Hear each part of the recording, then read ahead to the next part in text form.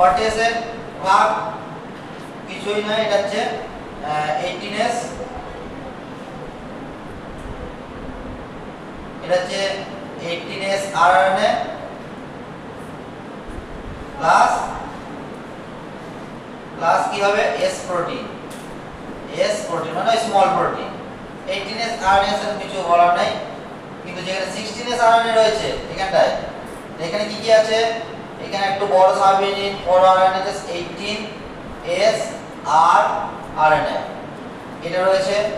আর কি রয়েছে 5.8s rNA, 5s rNA,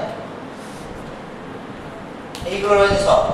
এবং এর সাথে রয়েছে কি লার্জ প্রোটিন, এল প্রোটিন, কারণ 16s হচ্ছে লার্জ, তার সাথে যে প্রোটিনগুলো হয় এল প্রোটিন বলা হয় লার্জ প্রোটিন। তো এই হচ্ছে এদের উপাদানগুলো, মানে একটা রাইবোজোম উপাদান এবং কিভাবে আরএনএ সাহায্য করছে রাইবোজোম গঠনে বা কোন কোন আরএনএ কোন ধরনের সাবইউনিট রয়েছে সেটার একটা শ্রেণীবিভাগ।